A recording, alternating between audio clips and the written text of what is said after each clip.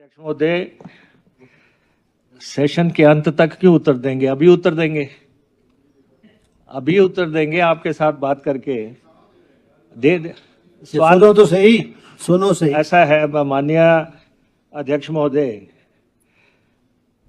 पहले तो मैं माननीय सदस्य से ये जानना चाहता हूं कि आप किस पैसे की बात कर रहे हैं कि वो जमा हो गया। एक मिनट पहले सुन लो, आप रिएक्शनरी बहुत हैं आप। नहीं, आपके साथी की बात कर रहा हूँ, आपको नहीं कह रहा हूँ। हैं पहले तो अध्यक्ष महोदय, हिमाचल प्रदेश सरकार ने ओपीएस लागू करने का फैसला किया क्योंकि ये हमारे गारंटी नंबर 1 थी, जो हमने चुनाव के दौरान लोगों से वायदा किया था कि हिमाचल प्रदेश के कर्मचारियों को ओपीएस देंगे, और आपने कहा था नहीं देंगे।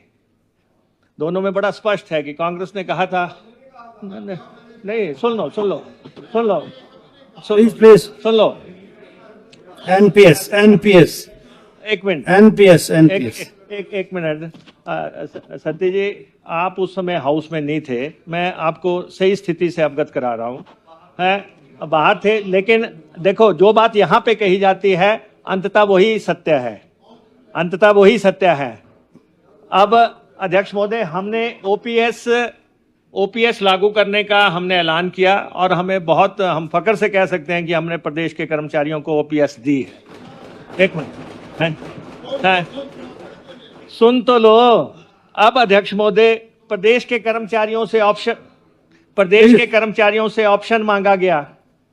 प्रदेश के 1,17,521 कर्मचारियों ने कहा कि हमें जो है पुरानी पेंशन चाहिए। 1,17,521 कर्मचारियों ने कहा कि हमें पुरानी पेंशन चाहिए। 1,356 कर्मचारियों ने कहा कि हम जिस प्रणाली में चले हुए हैं हम उसी में चलेंगे। हम विरोध नहीं है कि वो 1,356 है सारे, लेकिन 1,17,000 कर्मचारी अपना फैसला कर चुके हैं कि उन्होंने ओपीएस में चलना है।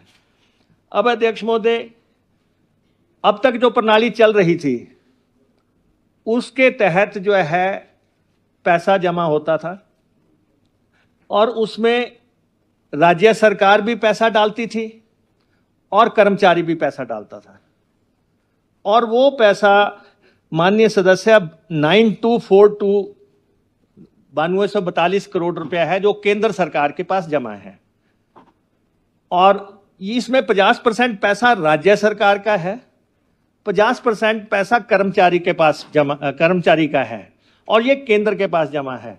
हम केंद्र से ये पैसा वापस मांगते हैं, तो केंद्र ने ये पैसा इन्वेस्ट कर दिया हुआ है। उन्होंने कहीं बॉन्ड्स में कर दिया, कहीं कर दिया, इसलिए वो हमारा पैसा वापस नहीं कर रहे हैं।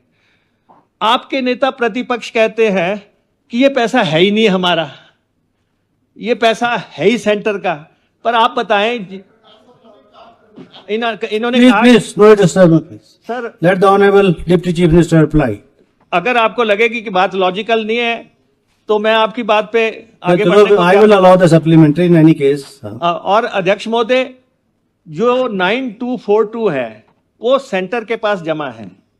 हम सेंटर पे लगातार बात कर रहे हैं कि क्योंकि इसमें 50% पैसा राज्य ने जमा करवाया है और 50% कर्मचारियों का है, आप ये पैसा हमारा वापस करें, क्योंकि वो कर्मचारी जो है नई पेंशन के दायरे में आ गए, और जो उनका पैसा जमा है, 2 पेंशनें तो लग नहीं सकती, जो उनका पैसा जमा है वो राज्य कोष में आएगा।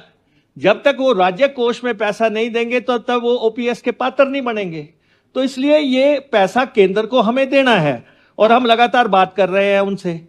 दूसरा, केंद्र ने ये कर दिया कि अगर आपने ओपीएस लागू करनी है तो आपको कर्ज की सीमा घटा देंगे, और उन्होंने हमारे को 1700 करोड़ रुपए का उसमें कट लगा दिया।